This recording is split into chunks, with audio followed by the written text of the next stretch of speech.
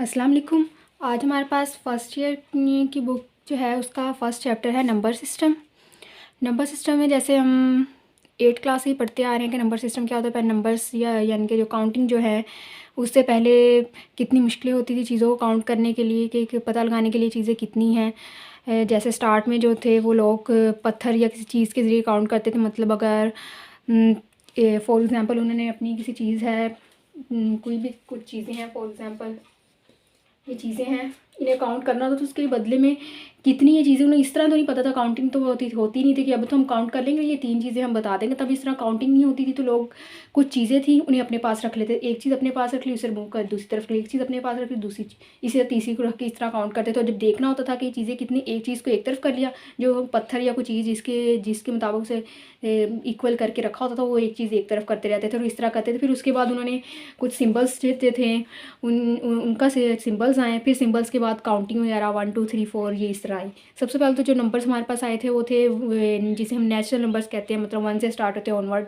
तो वो जो नेचुरल नंबर थे उनसे वो सिंपल जो प्रॉब्लम थी, फॉर एग्जाम्पल तब तो लोगों को इस तरह की प्रॉब्लम थी, लोगों ने चीज़ों को काउंट करना होता था जिस तरह, यानी कि फॉर एग्जाम्पल किसी के पास 3 चीज़ें हैं, उसमें से 2 उसने किसी को दे दी, उसके पास बाकी 1 रह गई। इस तरह की प्रॉब्लम जो थी वो तो उनकी सॉल्व होती रही नेचुरल नंबर में। लेकिन जब इस तरह की प्रॉब्लम्स आई, जिस तरह अगर एक इंसान है उसके पास 3 चीज़ें हैं, उसने 3 की 3 किसी को दे दी तो बाकी उसके पास कितनी रह गई। अब तो हमें पता है कि 0 रह गई, तब 0 नंबर नहीं था। फिर इस 0 नंबर को लाने के लिए एक और सेट हमारे पास आया, मतलब उन्होंने होल नंबर्स को इंट्रोड्यूस करवाया जिसमें 0 भी शामिल हो, 0 1 2 3 ये सारे आ गए। उसके बाद फिर ये चीज़ प्रॉब्लम तो सॉल्व हो गई, लेकिन फिर प्रॉब्लम किस तरह की हमारे पास आई, कुछ इस तरह की। अब 5 में से 6 तो माइनस नहीं कर सकते, 5 में से 6 माइनस करेंगे तब 5 में से 6 माइनस नहीं हो सकते, क्योंकि नंबर 0 1 2 3 4 इस तरह से नेगेटिव नंबर्स तब थे ही नहीं।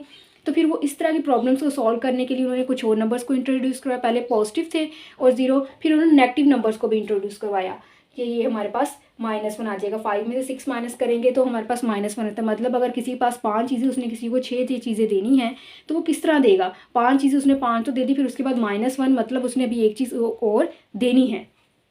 फिर हमारे पास ये जो नेगेटिव और पॉजिटिव नंबर्स को मिला के हमारे पास इंटीजर्स आ जाते हैं। इस तरह की प्रॉब्लम्स जो है फिर ये सॉल्व हो रही। फिर उसके बाद रैशनल, इरेशनल, होल नंबर्स वगैरह आते रहे। इस तरह की बहुत सारी प्रॉब्लम्स आई जिनको सॉल्व करने के लिए मुख्तलिफ तरह के सेट्स और नंबर्स वगैरह जो थे उन्होंने इंट्रोड्यूस करवाए।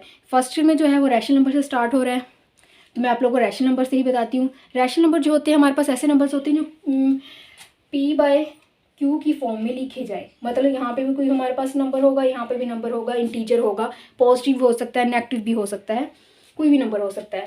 P और Q जो है, मतलब डिनोमिनेटर और डिनोमिनेटर जो है ये बिलोंग करेंगे इंटीजर्स में से। इंटीजर्स को हम जी से डिनोट करवाते हैं, इंटीजर्स में से बिलोंग करेंगे। और दूसरी एक और कंडीशन इस पे होती है कि जो डिनोमिनेटर है, मतलब Q, वो 0 की इक्वल नहीं होना चाहिए। ठीक हो गया। इस रैशनल नंबर के लिए 2 कंडीशंस होती हैं, दोनों जो है न्यूमिनेटर और डिनोमिनेटर इंटीजर्स में से होने चाहिए, और जो डिनोमिनेटर है वो 0 की इक्वल नहीं होना चाहिए। और वो हमारे पास क्या होगा, रैशनल नंबर, मतलब P/Q की फॉर्म में लिखा जाए और डिनोमिनेटर दोनों इंटीजर्स में से हो, और डिनोमिनेटर जो है वो 0 की इक्वल ना हो। डिनोमिनेटर हो सकता है, डिनोमिनेटर जो है वो 0 की इक्वल ना हो, तो हमारे पास रैशनल नंबर होगा। और फिर ऐसे नंबर जो P/Q की फॉर्म में ना लिखे जाए उसे हम इरेशनल नंबर कहते हैं, ये हम पढ़ते हैं। अब हम रैशनल नंबर को आगे देखेंगे डेसिमल फॉर्म में कैसे लिखते हैं। सबसे पहले हमारे पास आता है रैशनल नंबर को जो डेसिमल में लिखते हैं तो टर्मिनल फॉर्म आती है हमारे पास, टर्मिनल डेसिमल फॉर्म आती है रैशनल नंबर जिसे हम उसे कहते हैं। वो उसमें कुछ होते हैं नंबर जो हमारे पास है 2.125, मतलब वो नंबर किसी पॉइंट पे जाके रुक जाएगा।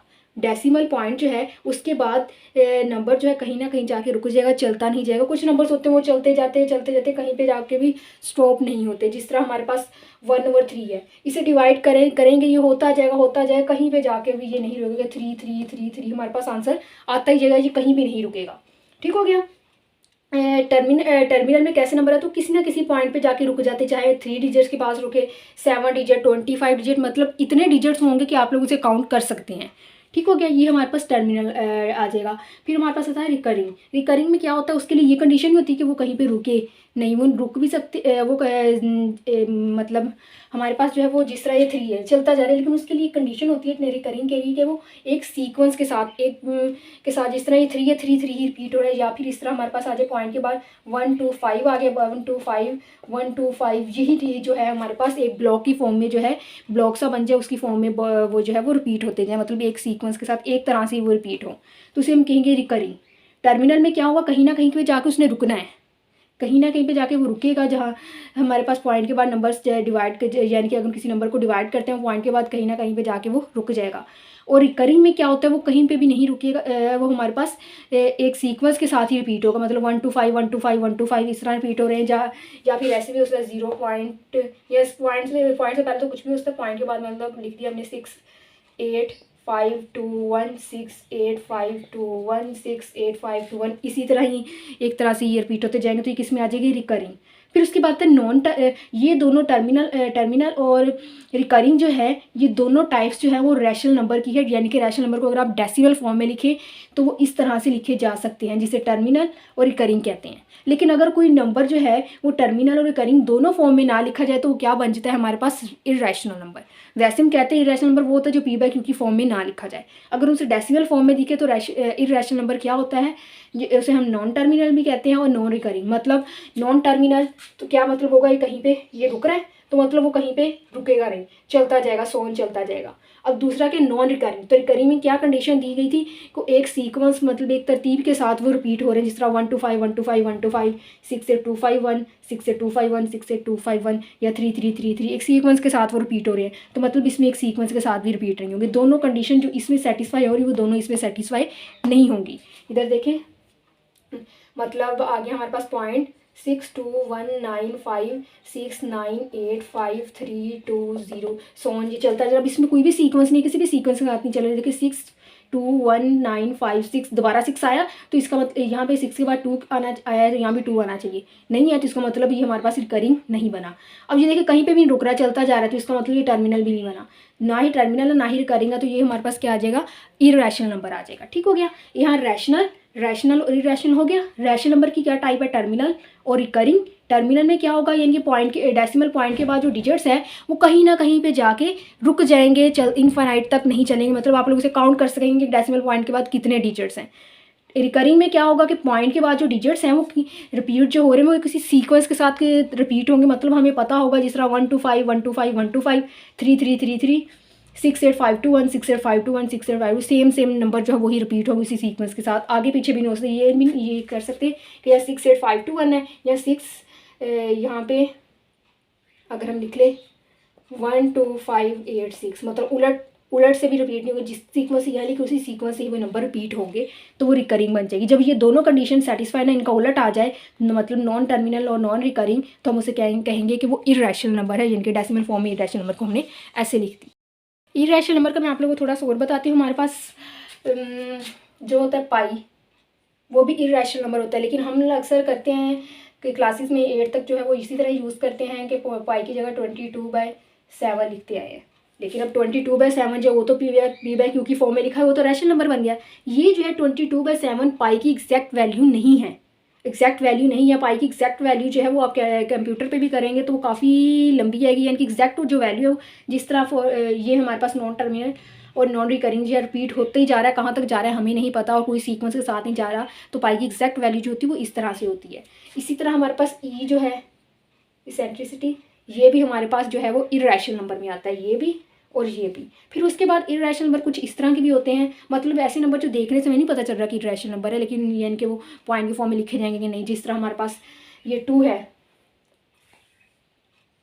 हम इसे कह देंगे कि ये रैशनल नंबर है, इसके ओवर में अगर हम 1 लिखते तो p/q की फॉर्म में लिखा गया ना, तो हम कहेंगे ये रैशनल नंबर है। लेकिन अब अगर हम इसे का ले लें स्क्वायर रूट, 2 का स्क्वायर रूट ले लें, ठीक हो गया। अगर हम इसे 1 इसके ओवर में 1 लिख दिए, p/q की फॉर्म में लिखा गया। ये भी हमारे पास 2 जो है वो हमारे पास इंटीजर है, 1 भी इंटीजर है, लेकिन 2 के पास स्क्वायर रूट लगा दे तो वो इंटीजर बनता है। स्क्वायर रूट जब लगा दें हम इसे, यानी कि स्क्वायर रूट 2 का जब आंसर लें तो वो हमारे पास इररेशनल नंबर आता है। कैसे, उस इररेशनल नंबर की एक ये भी पहचान है कि उनका जो स्क्वायर रूट होता है हमारे पास वो एग्जैक्ट नहीं आता, मतलब वो नंबर जो है परफेक्ट स्क्वायर नहीं होता। जिस तरह 2 है, 2 जो है हमारे पास उसका स्क्वायर रूट पॉइंट की फॉर्म में आएगा जी। ऐसे नंबर जिनका स्क्वायर रूट पॉइंट की फॉर्म में है ये भी आप लोग कह सकते हैं। अब उसके बाद 3 ले, 3 का स्क्वायर रूट भी पॉइंट की फॉर्म में आएगा, तो वो भी इरेशनल नंबर आ गया। 4 का स्क्वायर रूट, 4 एक परफेक्ट स्क्वायर नंबर है ना 2 का, तो 4 का स्क्वायर रूट हमारे पास क्या था 2, पॉइंट में नहीं आया, तो ये हमारे पास रैशनल नंबर आ गया। मतलब हम ये भी कह सकते हैं कि ऐसे नंबर्स स्क्वायर रूट के नंबर अंदर, यानी कि ऐसे नंबर का स्क्वायर रूट जो हमारे पास पॉइंट की फॉर्म में आए तो वो भी इरेशनल नंबर बन जाते हैं। Square root 2, square root 3, square root 5, square root 6, square root 7, square root 8 जो है ये हमारे पास पॉइंट की फॉर्म में आएंगे ना, तो इसे भी हम कहेंगे कि ये भी हमारे पास इरेशनल नंबर्स बन जाएंगे। जिनका स्क्वायर रूट हमारे पास होल नंबर आ जाए तो हम उसे कहेंगे वो रैशनल नंबर है। ठीक हो गया। अब हम आगे कुछ प्रॉपर्टीज़ देखते हैं रियल नंबर्स की। हमारे पास हमने रैशनल और इरेशनल नंबर पढ़ लिया ना। रैशनल और इरेशनल नंबर जो है जब वो मिल जाएंगे एक सेट के अंदर, अगर हम लिखते हैं रैशनल और इरेशनल नंबर को, तो वो मिलके जो हमारे पास है वो होल नंबर्स बन जाएंगे। ठीक हो गया। मतलब पहले हमारे पास आते हैं नेचुरल नंबर, फिर उसके बाद आते हैं होल नंबर्स, फिर उसके बाद यानी कि पहले नेचुरल नंबर 1 से लेके ऑनवर्ड, फिर उसके बाद उनके अंदर अगर 0 भी ऐड कर दिया जाए, लिख दिया जाए उस सेट के अंदर, तो वो हमारे पास सेट की फॉर्म में अगर मैं बता रही हूँ तो वो बन जाएगा हमारे पास होल नंबर्स का सेट, मतलब उन्हें होल नंबर्स कहा जाता है। फिर उसके बाद होल नंबर्स में जब नेगेटिव नंबर्स है वो भी ऐड कर दी जाए तो वो इंटीजर्स बन जाते हैं। फिर हमारे पास जो है उसमें इंटीजर्स में अगर फ्रैक्शन की फॉर्म में नंबर जो है उन्हें भी ऐड कर दिया जाए, जो फ्रैक्शन की फॉर्म में लिखे जाते हैं जिसे हम फ्रैक्शन कहते हैं, तो उसे मतलब इरेशनल नंबर तो हम बन जाएंगे हमारे पास। तो फिर उसके बाद अगर उसमें कुछ ऐसे नंबर्स भी ऐड कर दिए पी बाई क्यू की फॉर्म में नहीं लिखे जाते, मतलब इरेशनल नंबर, तो वो हमारे पास बन जाएगा रियल नंबर्स। ठीक होगा। फिर आगे रियल नंबर्स के बाद कॉम्प्लेक्स नंबर्स आते हैं। अभी फ़िलहाल हम रियल नंबर्स को पढ़ रहे हैं। तो रियल नंबर की कुछ प्रॉपर्टीज़ हैं वो हम देखते हैं। सबसे पहले प्रॉपर्टी जो है हमारे पास वो है क्लोजर, जिसे हम क्लोजर लॉ कहते हैं। वो एडिशन के लिहाज से भी होता है और मल्टीप्लिकेशन के लिहाज से भी होता है। मैं दोनों के लिहाज से आप लोग को बताऊंगी, यहाँ पे एडिशन के लिहाज से और मल्टीप्लिकेशन दोनों लिहाज से बताऊंगी। क्लोजर लॉ होता है कोई सा एक हमने सेट ले लिया या नंबर्स कुछ ले लिए। फॉर एग्जाम्पल हमारे पास हम इंटीजर्स ही ले लेते हैं, हम ले लेते हैं नेचुरल नंबर्स। ठीक हो गया। 1 से ऑनवर्ड नंबर्स आ गए, उनमें से कोई से 2 नंबर पिक करें, उनको ऐड करें और जो आंसर आ रहा है वो उन्हीं नंबर में मौजूद हो, तो हम कहेंगे क्लोजर लॉ सेटिस्फाई हो गया विद रिस्पेक्ट टू एडिशन। लेकिन अगर उन नंबर्स को हम मल्टीप्लाई करें और फिर वो उसी सेट में मौजूद हो, तो हम कहेंगे क्लोजर लॉ सेटिस्फाई हो गया विद रिस्पेक्ट टू मल्टीप्लिकेशन। अब हम ले लेते हैं नेचुरल नंबर्स को। ठीक हो गया। अब नेचुरल नंबर्स को हमने ले लिया, कोई से 2 नेचुरल नंबर ले लिए, छोटा ले ले बड़ा ले ले, जिस तरह की मर्जी ले लें, ये आपकी मर्जी है। मैंने एक ले लिया 8 और एक ले लिया मैंने 17। ठीक हो गया। अब इनको अगर हम ऐड करें, 2 नेचुरल नंबर्स है, इन्हें हमने ऐड करना है, तो ये जब ऐड करें तो हमारे पास क्या आएगा 25 आ गया। और 25 जो है वो भी एक नेचुरल नंबर है, मतलब वो बिलोंग कर रहा है नेचुरल नंबर के सेट में से। तो इसका मतलब क्या हो गया, नेचुरल नंबर जो है वो क्लोजर लॉ को विद रिस्पेक्ट टू एडिशन हमने ऐड किया है, तो विद रिस्पेक्ट टू एडिशन जो है वो सेटिस्फाई कर रहा है। अब कोई ना और 2 नंबर ले लेते हैं, इन्हीं को भी ले सकते हैं, कोई और भी ले सकते हैं। 4 7 मैंने 2 और 5 ले लिया। ठीक हो गया। इन्हें मैंने मल्टीप्लाई करवाया, दोनों 2 और 5 नेचुरल नंबर्स में मौजूद है ना, इन्हें मल्टीप्लाई करवाया तो हमारे पास आंसर क्या आएगा 10 में बिलोंग करता है ना नेचुरल नंबर्स में। तो इसका मतलब closure law with respect to multiplication जो है नेचुरल नंबर जो है with respect to multiplication clause है, क्लोजर लॉ को सेटिस्फाई करता है। ठीक हो गया। कोई से 2 नंबर्स ले लें, कोई जिस भी सेट को आपने क्लोजर प्रूव करना है कि क्लोजर है या नहीं, कोई सा भी सेट है, हमने नेचुरल नंबर को यूज़ किया, कोई भी सेट यूज़ कर सकते हैं। नेचुरल नंबर जो है वो हमारे पास with respect to addition closure law को जो सेटिस्फाई करते हैं ये नहीं। मैंने कोई से 2 नेचुरल नंबर ये उन्हें ऐड किया, तो जो आंसर है वो भी नेचुरल नंबर में मौजूद है, तो मैंने कहा क्लोजर लॉ यहाँ सेटिस्फाई करता है। ठीक हो गया। मल्टीप्लाई में करना है तो इसी तरह कोई से 2 नंबर लिए, उनको मल्टीप्लाई किया, तो जो आंसर है वो भी उस नेचुरल नंबर में बिलोंग करता है, तो हम कहेंगे कि यहाँ closure law with respect to multiplication satisfy करता है। अब ये नहीं हो सकता कि आपने फॉर एग्जांपल 2 ले लिया और -5 ले लिया, उसे मल्टीप्लाई करवाएं और आप कहेंगे तो -10 आ गया, ये तो बिलोंग ही नहीं करता नेचुरल नंबर में। यहाँ पे फिर देखें ना, आपने नंबर जो लिया वो नेचुरल नंबर नहीं है, -5 आगे वो इंटीजर्स में बिलोंग करता है, मतलब नेगेटिव इंटीजर है वो। तो इसीलिए आपने जो एलिमेंट्स लेने हैं जिनको आपने मल्टीप्लाई या ऐड करना है, वो दोनों नंबर जिस सेट को आपने सेटिस्फाई करना उसी सेट में से ही लेने हैं। जिस तरह नेचुरल नंबर को सेटिस्फाई करना है, दोनों नंबर्स नेचुरल नंबर्स में से ही लेने हैं। अब यहाँ पे अगर आपने एक नंबर नेचुरल नंबर्स में से ले लिया और एक आपने इंटीजर से ले लिया, तो आप उसको सेटिस्फाई नहीं करवा सकते। हाँ, ये कह सकते 2 भी हमारे पास इंटीजर है, -5 भी इंटीजर है, उसको हमने जब मल्टीप्लाई किया तो आंसर जो आ रहा है वो भी इंटीजर है, क्योंकि नेगेटिव आ रहा है, वो इंटीजर्स में मौजूद है। ठीक होगी। आगे हम देखते हैं एसोसिएटिव लॉ में क्या होता है, कोई से 3 नंबर्स ले लेते हैं हम, यहाँ पे 1 2 3, मैंने पहले 3 नंबर ले लिए नेचुरल नंबर में से, इनको ऐड करना है, एक सीक्वेंस है उसके साथ। ये 3 नंबर ले लिए, इनको ऐड करना है। यहाँ पे फर्स्ट टू के इर्द गिर्द ब्रैकेट लगा लें, यहाँ पे लास्ट टू के इर्द गिर्द ब्रैकेट लगा लें। पहले ब्रैकेट को सॉल्व करते रूल यही होता है, ये आ जाएगा 3 + 3, ये बन गया 6। यहाँ पहले ब्रैकेट को सॉल्व करेंगे तो 3 और 2 5, 5 + 1 6, दोनों इक्वल आ गए। तो associative law with respect to addition जो है वो होल्ड कर रहा है। मल्टीप्लिकेशन का भी सेम आप लोगों ने इसी तरह करना है, जहाँ प्लस लगाया वो मल्टीप्लाई कर लें तो आप कहेंगे कि associative law with respect to multiplication hold कर रहा है। अब यहाँ पे जो आइडेंटिटी एलिमेंट जो होता है वो किसी भी सेट का, जिसका भी आप सेटिस्फाई कर, उसका सिर्फ एक होता है, एक से ज़्यादा नहीं होता। आइडेंटिटी एलिमेंट हमेशा उस सेट का एक ही होता है। आइडेंटिटी जो होता है वो यूनिक एलिमेंट होता है किसी भी सेट के लिए। विद रिस्पेक्ट टू एडिशन देखते हैं, जो हम आमतौर पर ज़्यादा जो यूज़ होता है वो एडिशन के लिहाज से अगर हम आइडेंटिटी एलिमेंट देखें तो वो 0 आता है, और मल्टीप्लिकेशन के लिहाज से देखिए तो वो 1 आता है। आइडेंटिटी एलिमेंट एक ऐसा एलिमेंट होता है कि अगर आप उसे फॉर एग्जांपल एडिशन के लिहाज से देख लें, पहले मैं आप लोग को एडिशन का बताती हूँ। तो एडिशन के लिहाज से देखें तो किसी भी सेट का आइडेंटिटी एलिमेंट कौन सा एलिमेंट होगा, ऐसा एलिमेंट होगा जो यानी कि उस एलिमेंट में ऐड करें तो उस पर कोई फ़र्क ना पड़े। आइडेंटिटी एलिमेंट जो होता है उस एलिमेंट पे कोई फ़र्क नहीं डालता। अगर हम एडिशन के लिहाज से देख रहे हैं, हमने 9 ले लिया, एक नेचुरल नंबर।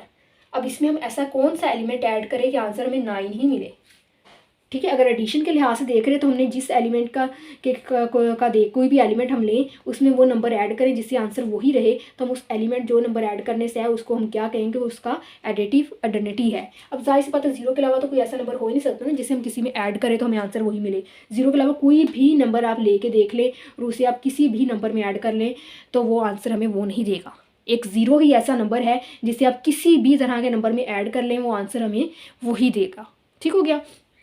अब चाहे -9 में से ऐड करें तभी आंसर हमें -9 मिलेगा। जितना मर्जी बड़ा नंबर ले लें या छोटा नंबर ले लें आंसर हमें वही मिलेगा, ठीक हो गया। तो इसका मतलब क्या हुआ, 0 जो है हमारे पास एडिटिव आइडेंटिटी है, एडिटिव आइडेंटिटी। इस अब आते हैं मल्टीप्लिकेटिव आइडेंटिटी। मल्टीप्लिकेटिव आइडेंटिटी 1 आएगी।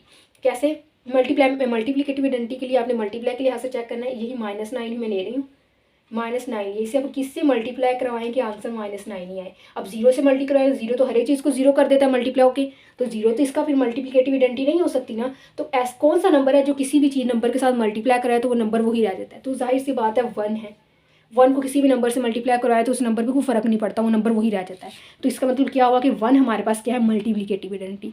ये दो चीज़ें आप लोगों ने याद रखनी है कि एडिटिव आइडेंटिटी आप लोगों के पास क्या है 0, और मल्टीप्लिकेटिव आइडेंटिटी क्या है आप लोगों के पास 1 है। ये चेंज कभी भी नहीं होंगी, ठीक हो गया।